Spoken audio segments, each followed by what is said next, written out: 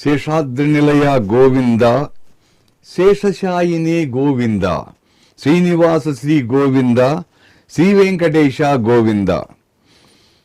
శ్రీ వెంకటేశం లక్ష్మీశం అనిష్టఘ్నమభీష్టదం, శ్రీ వెంకటేశం లక్ష్మీశం శ్రీనివాసం భజే నిశం.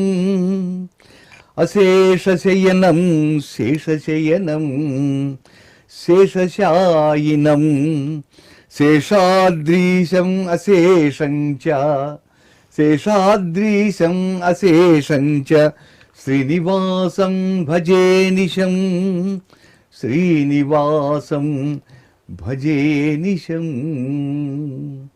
जय बोलो भगवान बालाजी की.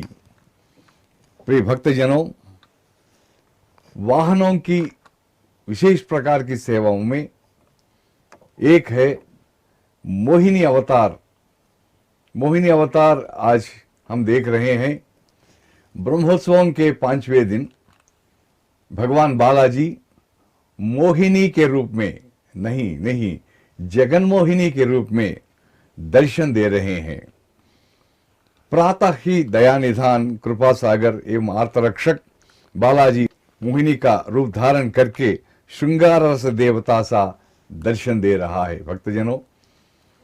और आंखें वे ही आंखें हैं, मतलब उनको ही आंखें हम कह सकते हैं जो भगवान का दर्शन करती हैं. बगल में वे ही कृष्ण कन्हैया के रूप में हाथी दांत की डोली पर विराजमान होकर मंदिर से बाहर आ रहे हैं. देखिए, और कितना सुंदर दृश्य है, कितना मोहक दृश्य है और मनभावन रूप है. ये मनमोहन है जगन मोहिनी के रूप में.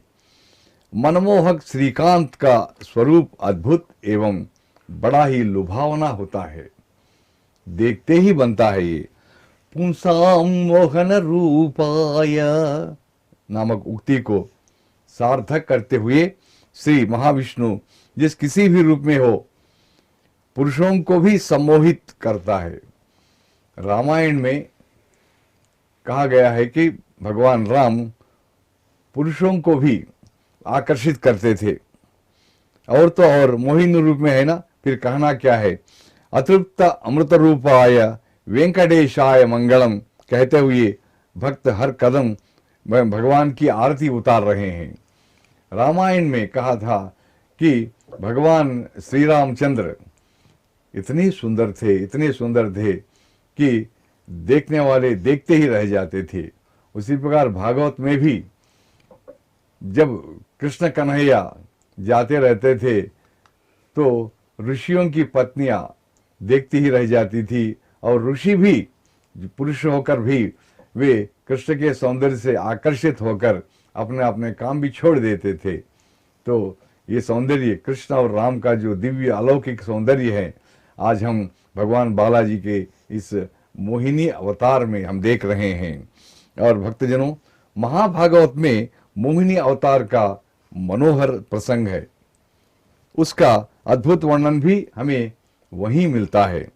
असुर एवं सुर यानी दैत्य यानी दानव और देवता दोनों अमृत पाने की इच्छा से दुग्ध सागर का मंथन करते हैं.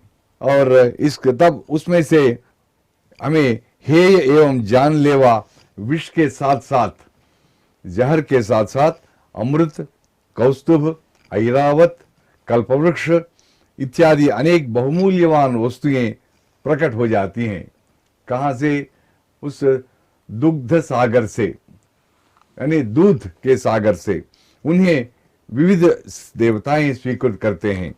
अंत में उनके द्वारा वांछित अमृत प्राप्त होता है, जिसे बांट लेने में कलह तो अनिवार्य था. अमृत तो निकला, लेकिन अमृत को अपने आप में बांट लेने के लिए दोनों लड़ने लगे आपस में.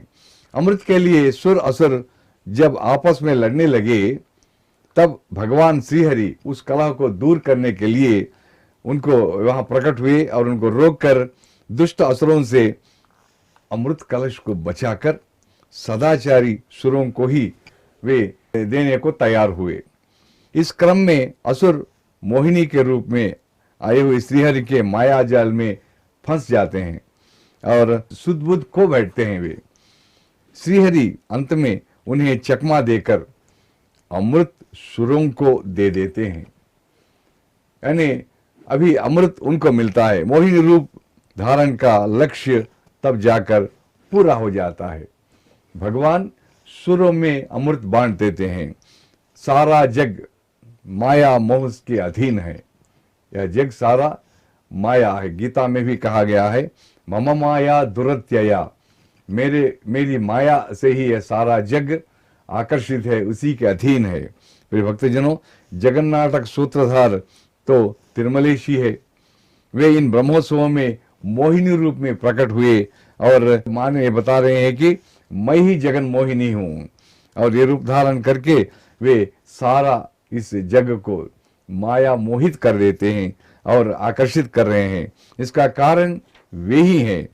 वे यह भी बताते हैं कि जो भी उनके भक्त नहीं होते वे उस माया से वशीभूत हो जाएंगे, एवं जो उनके शरणागत हैं, जो उनको ही अपना मानते हैं, और वे माया को बड़ी आसानी से पार कर देते हैं। और माया पार करना इतना सरल नहीं है। भगवान की कृपा से ही हम माया पार कर सकते हैं। भगवत गीता में भगवान श्री कृष्ण ने कहा था, दैवी ह्येषा गुणमयी मम माया दुरत्यया। इस कारण मायामय जगत से हम सबको रक्षा करके माया से मुक्त करने के लिए भगवान ही समर्थ हैं। इसलिए वे मोहिनी के रूप में यहाँ पधारे हैं। तिरुमला की इन तिरुमाड़ विधियों में हम देखते हैं कि आज ये भ्रमण करते हुए यह बता रहे हैं कि हे भक्तों, आप मेरी शरण में आ जाइए, आप मुझे ही अपना रक्षक मानिए। मैं यहाँ जगन मोहिनी के रूप में आज आपके बीच हूँ, और आप अवश्य दर्शन कीजिए और इस भवसागर से तर जाइए। और इस तरह वे भगवान जगन मोहिनी के रूप में आए हुए हैं, क्योंकि भक्त को चाहिए कि वे भगवान के दिव्य मंगल विग्रह देखें। जब भी हम भगवान के समक्ष यानी तिरुमला में या कहीं भी खड़े हो जाते हैं, हमें आंखें बंद नहीं करनी चाहिए। उस सुंदर रूप को नख शिख पर्यंत, यानी सर से वहां से किरीट मुकुट से लेकर नख तक, चरणों तक एक नहीं दो बार बहुत प्यारी प्यासी आंखों से पूरा मन लगाकर देखना चाहिए, दर्शन करना चाहिए। तत्पश्चात मन में उसको उतार कर बाहर आकर बैठना चाहिए। उसी रूप का ध्यान करते हुए हमें भगवान का स्मरण करना चाहिए। जगन मोहिनी के इस अवतार के पीछे यही है कि माया पार करना हो तो आप मेरी शरण में जाइए, क्योंकि मेरी सहायता से ही आप इस भवसागर को पार कर सकते हैं।